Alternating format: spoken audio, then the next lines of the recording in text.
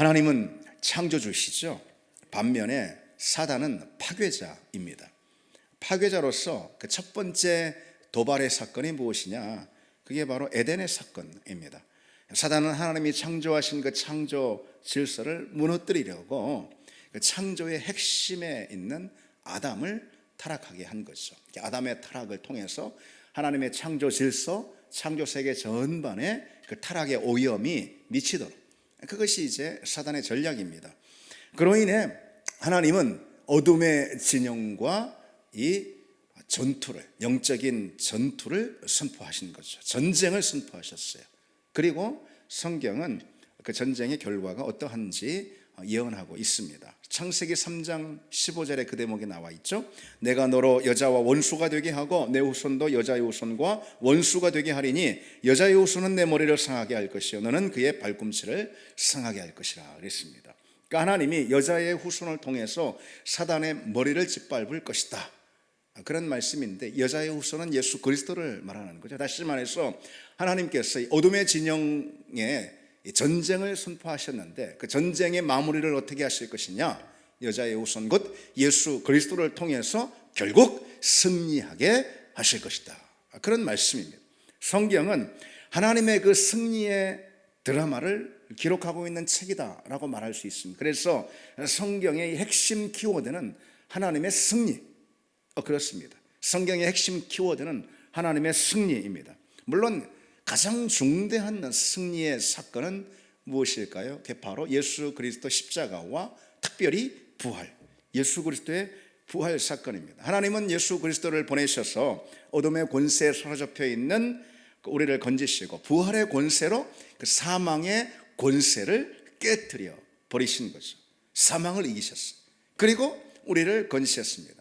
그러니까 다시 말해서 우리를 구원하신 그 사건의 이면에는 하나님의 승리가 있었다.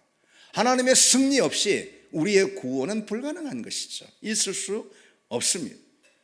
고린도전서 15장에 이 구원의 사건을 승리의 사건으로 기록하고 있어요. 사망아, 너의 승리가 어디 있느냐? 사망아, 내가 쏘는 것이 어디 있느냐? 우리 주 예수 그리스도로 말미암아 우리에게 승리를 주시는 하나님께 감사하노니. 하나님의 이 구속의 드라마에서 가장 중요한 키워드는 하나님의 승리이고, 우리의 구원을 그 진행과 마침에 있어서 모두 하나님의 승리로 성경은 보고 있습니다. 우리에게 승리를 주시는 하나님께 감사하노니 그랬습니다. 사단의 권세를 이기고 부활하신 그 주님, 그 주님께서는 이제 그 완전한 승리, 그 영적 전쟁의 이 드라마의 마침표를 찍기 위해서 다시 오신다 그랬습니다. 그것이 주님의 재림이죠. 주님의 재림은 하나님의 승리를 선포하는 나팔 소리가 될 것입니다. 그리고 그 주님의 재림과 더불어서 사단은 이제 영원한 패배에 들어가게 되는 거죠. 그래서 어둠의 권세를 하나님께서는 그 승리를 바탕으로 무저갱에 가두시고 심판하시고 그 하나님의 승리의 마침표를 찍을 겁니다. 요한계시록에 보면은요, 승리자이신 그리스도께서 흰 보좌, 백보좌에 앉으셔서 심판하시는 그런 장면이 나옵니다. 이 백보좌에 앉았다라는 것 그 자체가 그리스도께서 승리하셨다, 그걸 보여주는 거죠. 그리고 그 그리스도의 승리로 인해서 우리에게 주어지는 것이 무엇이죠? 새하늘과 새 땅입니다. 영원한 하나님의 나라, 천국의 영생인 거죠.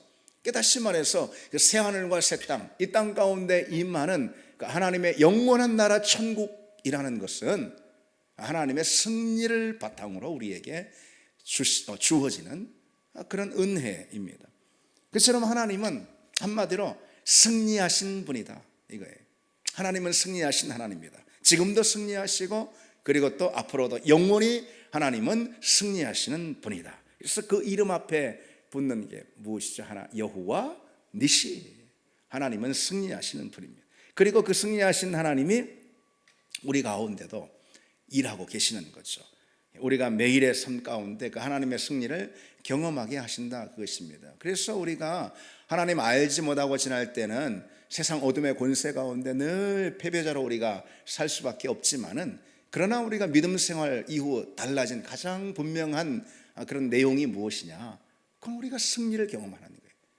승리자이신 하나님이 우리 가운데 활동함으로 하나님의 승리를 우리가 경험하게 하고 우리 영혼이 하나님의 그 승리를 노래하게 만드는 것, 그것이 믿음 생활의 아주 중요한 내용이라는 사실 우리가 기억해야 하겠습니다. 요한계시록 17장에 이렇게 말씀하고 있어요. 그들은 어둠의 권세를 말하는 거예요. 그들이 어린 양과 더불어 싸우려니와 어린 양은 만주의 주시여 만왕의 왕이시므로 그들을 이기실 터이요 또 그와 함께 있는 자들 곧 부르심을 받고 택하심을 받은 진실한 자들도 이기리라 그랬어요. 어린 양 그리스도가 이기시니 그분께 택함을 받은 믿음의 사람들도 이기고 이기리라. 아멘. 우리의 믿음의 삶은 다른 게 아닙니다. 이기는 삶입니다. 우리의 믿음의 삶은 하나님의 승리를 맛보는 삶이고 우리의 믿음의 삶은 크게 이기는 그런 과정이다. 우리가 이 사실을 기억해야 하겠습니다. 그러니까 여러분, 우리가 믿는 하나님은 승리의 하나님입니다. 바로 그것입니다. 모든 어둠의 권세를 이기신 분, 그 어둠의 권세가 가져오는 죄와 절망과 모든 두려움을 깨뜨리시는 분, 넉넉히 이기시는 그런 분이라는 거죠. 그래서 더 이상 우리가 예전에 굴복했던 그 죄와 두려움과 절망 가운데 다시는 무릎 꿇지 않게 된다. 그것입니다. 우리의 삶이 비록 여전히 어려움과 문제와 고통 가운데 있다 하더라도 절대로 그 고통 앞에서 두려움 가운데 우리는 굴복하지 않는다라는 것입니다.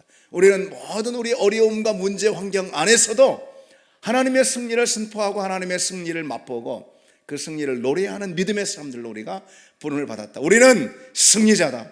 아멘. 우리는 승리자다. 이 정체성 우리가 잊지 말아야 합니다. 하나님은 승리하신 분이고 우리를 당신의 승리의 그 자리로 초대하십니다.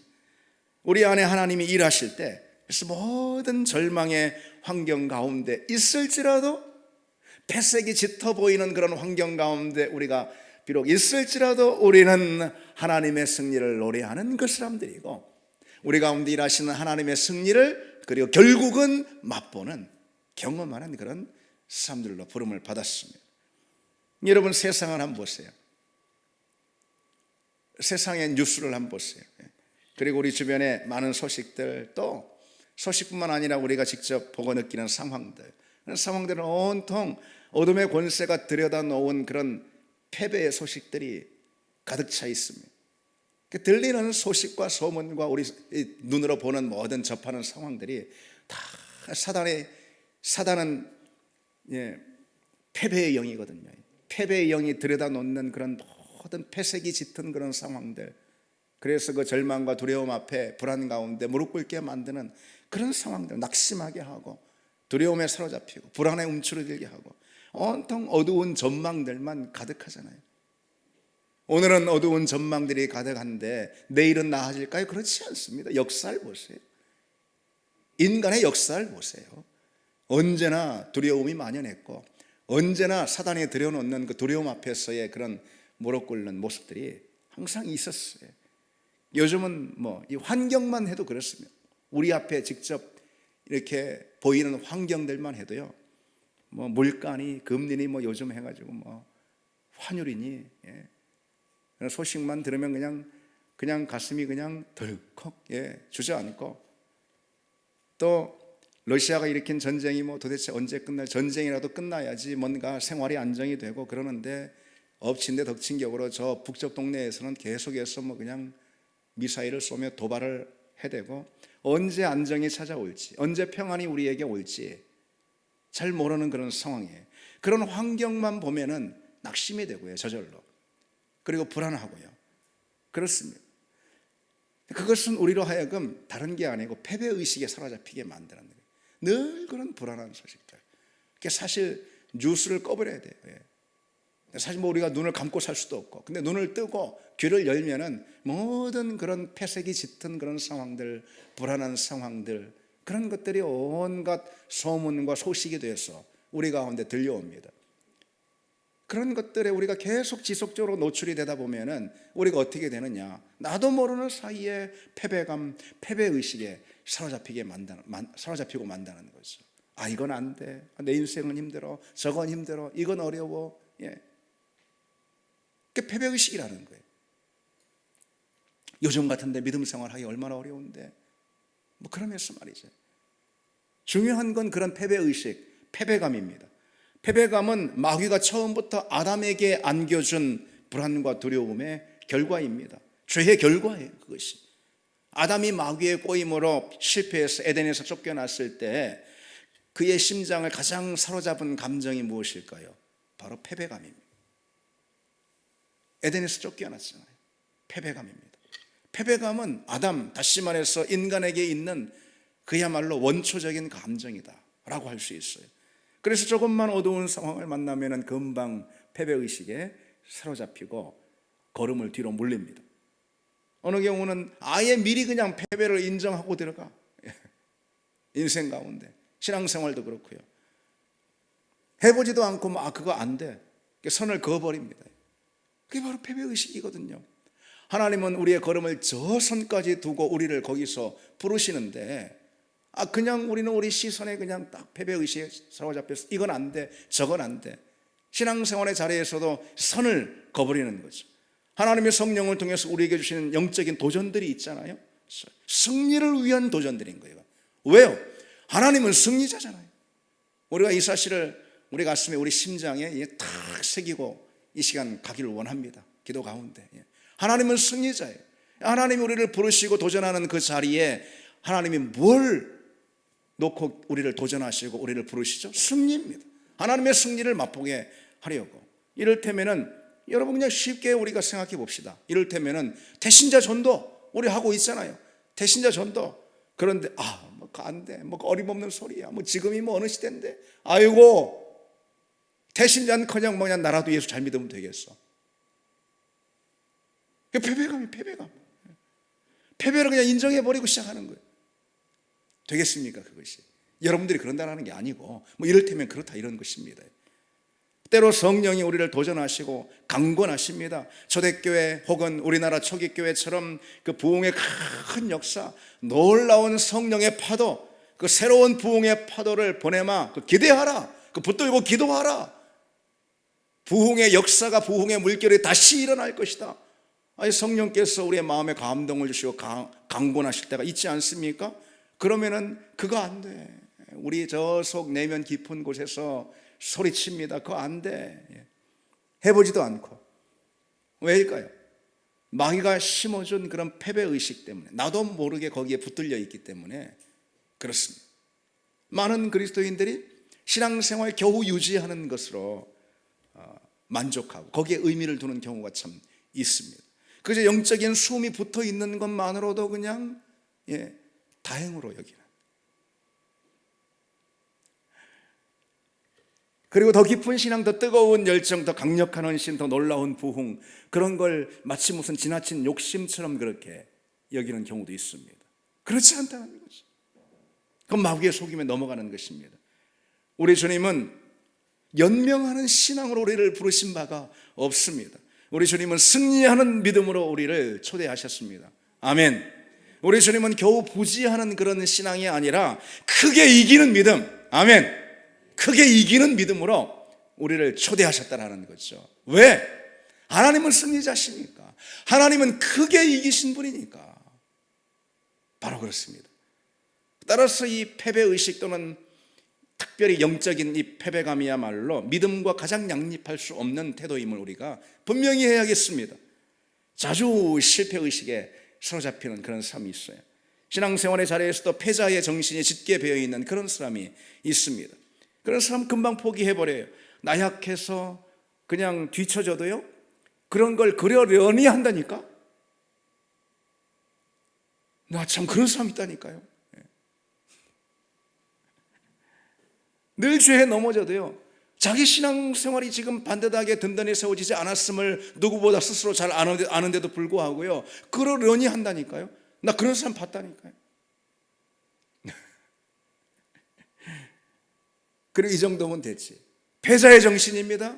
패자의 정신. 패자의 정신을 가지고서는 결코 주님과 함께 할 수 없습니다. 왜? 주님은 승리자이시니까. 주님은 승리의 길로 우리를 초대하셨으니까. 패자의 정신 가지고는 우리는 절대로 주님과 함께 할 수가 없고 그걸 믿음 생활이라 할 수가 없을 것입니다. 우리 주님은 승리하셨습니다. 그리고 승리한 그 주님의 자리로 우리를 오늘도 부르고 계십니다. 여러분, 나의 영적인 이 자리에서 언제부턴가 승리가 낯설어진 건 아닌가? 라는 걸 한번 우리가 돌아보길 원합니다. 나의 믿음의 자리에서 이 승리의 기쁨이 언제 있었는지, 그것이 뭐 예배자로서의 승리든 기도자로서의 승리든 무엇이 됐든 말이죠. 어떤 사명과 헌신에 있어서의 승리든 아니면 뭐 자기 개인적인 묵상의 자리에서도 승리든 무엇이든 말이죠. 내 영적인 자리에서 이 승리가 언제부턴가 낯선 일이 되지 않았는가 우리가 한번 돌아보자 이것입니다. 그건 믿음과 가장 동떨어지는 삶일 것입니다. 왜?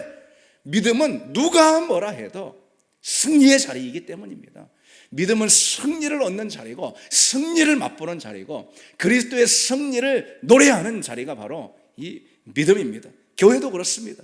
교회가 세상을 향해서 어깨를 쭉 펴고 그리스도의 승리를 선포하고 어느 인생이든 그리스도 복음을 받지 않으면 실패할 수밖에 없음을 단호하게 선포하고 어느 인생이든 그리스도를 영접하면 그 인생이 곧 승리가 될 것임을 또 어느 누구에게는 강력하게 선포하는 그런 교회가 되어야 합니다. 그것이 승리자다운 그런 모습 아니겠습니까? 교회는 이미 그리스도께서 링에서 이기신 그 싸움 위에 올라가서 그 싸움 끝에 올라가서 우리는 그리스도께서 그 링에서 이기신 승리를 축하하는 그런 사람들입니다. 우리 주 그리스도께서는 링 위에서 사단을 이기셨는데 어퍼컷 훅 해서 완전히 KO 이기셨는데 우리가 승리를 노래하고 축하한 다음에 링 위에 올라가서 그냥 얼굴을 낯을 가리고 그냥 무릎을 꿇고 그러면 되겠습니까? 우리는 당당하게 말이죠. 아그리빠 왕 앞에 선 바울을 한번 보십시오. 내가 이렇게 결박된 것 외에는 당신도 나와 같이 되기를 원하는 이 승리자의 모습 아닙니까? 아그리빠 왕은 저 높은 왕좌에 앉아가지고 마치 저희 거드름을 피우면서 자기가 승리자인 것처럼 했습니다. 그러나 바울의 그 한마디로 인해서 아그리빠 왕이든 무슨 왕이든 뭐시기든 다 패배자가 되는 거 아니겠습니까? 승리자는 주님과 함께한 사람입니다. 승리자는 복음을 갖고 있는 사람입니다. 그래서 우리가 세상을 향해서도 뭐 어찌됐든 어깨를 쫙 펴고 복음의 증인이 되어야 합니다. 주님이 인생의 참된 승리를 주시는 분임을 가감없이 우리는 선포해야 합니다. 교회는 한마디로 말해서 늘 이기는 승리가 경험이 되고 그게 교회입니다. 여러분 그게 교회입니다. 교회는 늘 이기는 승리가 경험이 되고 이기는 승리가 선포되는 곳 그것이 곧 교회입니다. 왜? 우리 주님이 이기셨기 때문이죠. 패배감이 만연해가지고 이것도 안 돼 저것도 안 돼 그러고 있고 이건 이래서 힘들어 저건 저래서 힘들어 그러고 있으면 그건 이미 틀린 거예요. 교회가 그저 지지부진 지리멸렬하고 뒷걸음질해서는 안 되는 그 왜냐하면 패배자의 걸음 아니겠습니까? 그것이 늘 제자리 걸음으로 멈춰 있어서도 역시 안 됩니다. 제자리 걸음으로 멈춰 있다라는 그 자체가 패배자의 모습이거든요. 그건 승리자의 모습이 결코 아닙니다. 교회는 비전을 붙들고 나아가는 전진이 있어야 합니다. 하나님 주신 깃발을 들고 나아가는 전진이 진보가 있어야 합니다. 여러분 그것이 승리자의 모습 아니겠습니까? 그렇습니다. 더 많은 사명을 감당하고 더 넓고 먼 곳까지 주의 복음에 영향력을 미치고 더 놀라운 기름 부으심을 기대하고 더 많은 헌신을 하고 더 큰 꿈을 품고 더 큰 부흥이 일어나고 여러분 그게 승리하는 교회의 모습입니다. 그게 우리 주님이 우리에게 기대하시는 모습이에요. 왜 우리 주님은 승리하신 분이니까 우리 주님이 우리에게 그와 같은 승리를 오늘 우리에게도 주시는 줄 믿습니다. 그렇습니다. 여러분 우리는 우리 안에 있는 아주 작은 패배감, 패배의식이라도 싹 다 밀어내야 합니다. 왜? 그것이 처음에 좁쌀만이 작아도 그 다음에 내 마음 전체를 장악해버리거든요. 작은 패배감, 패배의식 뭐 하나라도 싹 다 정리해야 합니다. 우리 주 예수 그리스도께서 승리하셨기 때문이죠. 주님은 세상에서는 너희가 환난을 당하나 담대하라 내가 세상을 이기었노라 그랬습니다. 부활이 의미하는 사건, 부활의 사건이 의미하는 것이 무엇인지 주님이 명백히 밝히시는 거예요. 부활의 사건이 의미하는 게 무엇입니까? 주님이 이기셨다. 그러니 너희도 승리한다. 그것이죠. 우리는 아무리 힘들고 어려운 상황을 맞아도요, 잊지 말아야 합니다. 우리 하나님은 승리하신 하나님이고 그 승리의 자리로 우리를 오늘도 여전히 초대하고 계십니다. 오늘 본문을 한번 보실까요? 이스라엘 백성들이 홍해를 건너서 이제 막 광야로 들어섰습니다. 그런 이스라엘 백성들 앞에 매복을 하고 달려든 그런 아말렉 족속의 이야기입니다. 모세는 여호수아에게 군사를 택해가지고 넓은 광야로 나가서 아말렉과 마주해 싸우라고 하고는 자기는 르비딘 산 골짜기에 올라가서 두 손을 들고 기도하고 있습니다. 우리가 잘 아는 그런 장면입니다. 그 기도로 여호수아가 칼날로 아말렉을 쳐서 멸하죠. 모세는 그 승리의 사건을 기록한 후에 제단을 쌓고 그 제단의 이름을 뭐라고요? 여호와 니시. 여호와 니시. 여호와는 나의 깃발이다, 이런 것입니다. 여호와는 나의 깃발. 이 깃발은 승리를 상징하는 것이죠. 승리한 군대가 깃발을 높이 듭니다. 전쟁에서 승리한 군대가 자신의 깃발을 적장한 곳에 세웁니다. 그런데 모세는요, 어떻게 했어요? 하나님의 깃발을 높이 세웠다, 그런 거 아니겠어요? 여호와 니시라고 그랬으니까, 여호와는 나의 깃발이라고 그랬으니까요. 아말렉을 쳐서 이기신 분이 누구도 아니고 하나님이라 그랬기 때문이죠. 그 때문에 하나님이 이스라엘의 그때부터는 깃발이 되신 거예요. 모세가 아말렉과의 전쟁에서 이기고 여호와 니시라고 선포한 그 이후부터 하나님이 이스라엘의 깃발, 승리의 깃발이 되었습니다. 하나님이 이스라엘의 승리가 되었다, 그것이죠. 근데 오늘 본문에서 여러분 중요한 사실 하나를 마지막에 좀 생각해 보겠습니다. 이스라엘 백성들이 그처럼 여호와 니시의 그 하나님을 만날 수 있었던 이유가 무엇일까요? 그건 기도의 자리였던 거죠. 기도의 자리. 모세는 아말렉과의 그 일전을 위해서 어떤 전술을 세우죠? 특별히 두 가지 전술을 세운다, 이렇게 볼 수가 있어요. 하나는 전장에 나아가 싸우는 것이고 또 다른 하나는 기도하는 것입니다. 그래서 오늘 본문 9절에 보면은 모세가 여호수아에게 이르되 우리를 위하여 사람들을 택하여 나가서 아말렉과 싸우라. 내일 내가 하나님의 지팡이를 손에 잡고 산 꼭대기에 서리라 그랬습니다. 여기서 우리가 뭘 알 수 있죠? 필드 전투와 기도 전투, 이걸 알 수 있어요. 두 가지 모두 다 중요하다, 그렇죠? 어떤 사람은 그저 필드 전투에만 이렇게 몰두하는 그런 사람이 있습니다. 사력을 다해요. 자기 실력을 다지고 노력을 하고 인생의 지혜와 경험을 동원하고 그러면은 내 인생의 필드, 세상에서 내 이길 수 있을 거다, 그렇게 해요. 또 어떤 사람은 기도 전투에만 또 그냥 전념합니다. 필드에 이제 관심이 없는 거예요. 그러나 모세가 무턱대고 산 꼭대기에 올라가 두 손만 든 건 아니지 않습니까? 그러니까 하나님께서 아말렉을 물리셨는데 바로 모세의 기도 안에서 여호수아의 이 전투를 사용하셔서 아말렉을 물리치셨죠. 그래서 본문에 등장하는 전투의 두 가지 중요한 무기가 소개되어 있습니다. 뭐죠? 하나는 9절에 보면은 여호수아의 지팡이에요. 기도하러 올라가는 여호수아의 지팡이. 모세의 지팡이. 또 하나는요, 13절에 여호수아의 칼날, 그렇게 해요. 그래서 어느 하나에만 몰두하는 것은 바람직하지 않습니다. 우리는 신앙생활 가운데 이 두 가지 전쟁터에 대한 준비를 잘 해야지 됩니다. 똑같이 최선을 다해야 돼요. 그러나 무엇보다 우리에게 우선적이고 더 중요한 전투는 뭐냐? 그건 기도 전투입니다. 기도의 전투. 그리고 또 기도의 전투만큼 또 무시되고 소홀히 되는 것도 또 없습니다. 기도가 더 중요하고 결정적이라는 이 사실을 우리가 기억해야 합니다. 오늘 본문을 통해서 우리가 그 사실을 알 수가 있죠. 기도 전투의 임무를 누가 수행하죠? 최고 사령관이라고 말할 수 있죠. 모세가, 최고 사령관인 모세가 기도 전투를 맡고, 그리고 말하자면 부하 장수인 여호수아에게 필드 전투를 맡기잖아요. 그걸 바꾸지 않잖아요. 여호수아가 무슨 더 젊고 건장한 그런 게 아니에요. 그런 게 아니에요. 필드에서든 어디에서든 지휘가 중요한 거니까. 근데 모세는 뭘 맡습니까? 최고 사령관 모세가 기도 전투를 맡습니다. 기도가 더 중요하다, 더 우선적이다, 그 사실을 여기서 우리가 확인할 수가 있죠.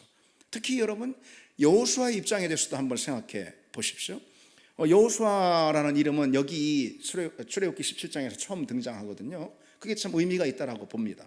여호수아는 아말렉과의 전쟁을 통해서 전쟁은 하나님께 속한 것이다라는 것을 분명하게 알게 된 거예요. 기도야말로 전쟁의 승패를 가늠한다. 이거를 뼈저리게 느끼게 된 겁니다.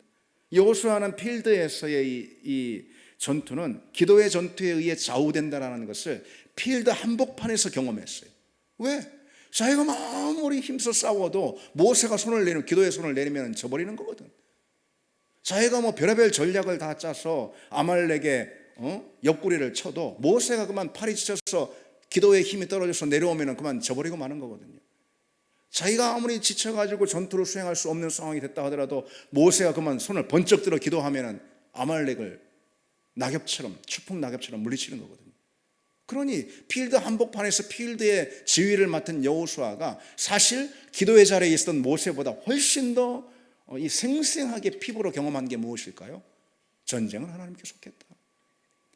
기도의 전투에서 승리 없이 필드의 전투는 아무것도 아니다.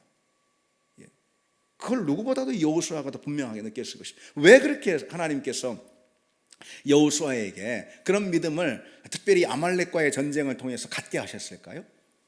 그건 이런 이유가 있을 것입니다. 우리가 알듯이 여호수아는 나중에 모세의 후계자가 돼가지고 가나안 정복 전쟁을 이끌지 않습니까?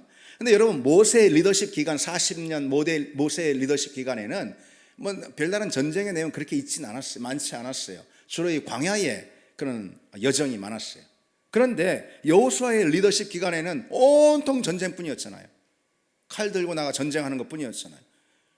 그러니 가나안 정복 전쟁을 맡긴 것, 하나님께서 그에게 맡기신 임무이기 때문에 그렇게 했습니다. 그러니까 이제 여호수아는 자칫 잘못하면은 필드 전투에 그냥 집중해가지고 칼을 갈고, 그리고 또 전력을 세우고, 또 무장을 시키고, 뭐 맨 그런 거에만 신경을 쓸 수 있잖아요, 잘못하면. 그래서 하나님께서 분명하게 기억시켜 주는 거예요. 전쟁은 내게 속했다. 승리는 내가 준다. 내가 승리의 하나님이다. 승리는 내가 준다. 내 앞에 와 먼저 무릎 꿇어라. 기도가 우선이다. 기도 전투에서 이겨야 필드 전투가 보장이 된다. 그걸 필드에 나가 싸우는 여호수아에게, 또 앞으로 그런 필드의 전투가 계속 있을 그 여호수아에게 분명하게 오늘 본문에서 이 각인을 시켜주는 겁니다. 여호수아는 그 사실을 통해서 기도의 능력을 확신하게 됩니다. 그래서 그는요, 후로 모세를 따라서 이 회막, 하나님이 임재하시는 회막에 출입을 하는데 오히려 모세보다 회막을 더 사랑하고 회막에 더 많이 거합니다. 출애굽기 33장에 이런 말씀이 있습니다. 모세는 진으로 돌아오나 눈의 아들 젊은 수종자 여호수아는 회막을 떠나지 아니했다. 전쟁터를 누비던 젊은 장수가요, 이제는 마치 자기가 제사장이 된 것양 회막에 더 많이 거주해. 회막에 더 많이 무릎 꿇어.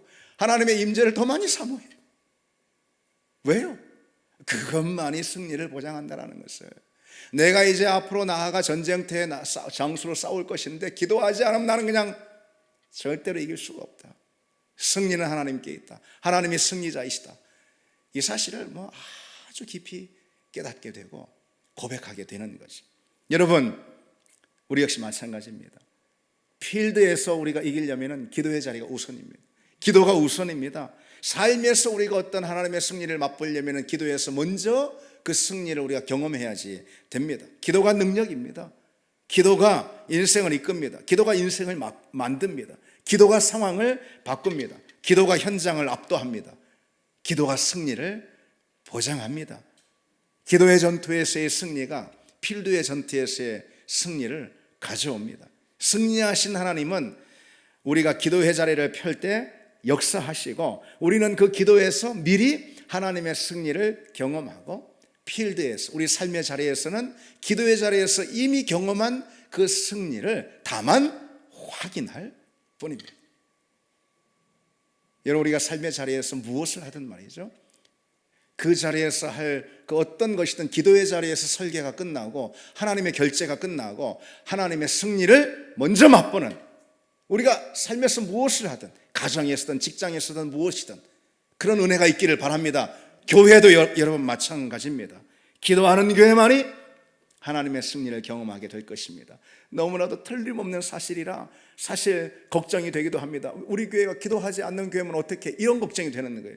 다른 걱정이 아니에요. 우리 교회가 뭐 승리하지 못하면 어떻게, 우리 교회가 부흥하지 못하면 어떻게, 우리 교회가 뭐 하면, 이런 걱정이 아니고 우리 교회가 기도하지 못하는 교회면 어떡하나, 이 걱정이 되는, 이 걱정이. 그렇죠? 그런 걱정할 필요 없음을 믿습니다. 그러나 우리가 다 기도하면 되니까, 우리가 다 기도의 자리에 나오면 되니까, 너희가 나가서 승리를 해라, 너희 교회가 나가서 많은 영혼들을 다 데려다 앉혀라, 너희 교회가 부흥해라, 너희 교회가 성장해라. 주님 그렇게 말씀하시지 않, 주님 뭐라고 말씀하시죠? 너희가 내 앞에 와 기도하라, 그 말씀하시는 거니까요. 기도의 자리에서 우리는 하나님의 꿈을 꾸고, 기도의 자리에서 하나님의 결제를 받고, 기도의 자리에서 우리가 함께 기도함으로 하나님의 승리를 경험할 때, 우리는 우리 교회가 행하는 모든 사명과 사역과 부르심의 자리에서도 동일한 승리를 경험할 줄 믿습니다. 우리 같이 찬양 드리겠습니다.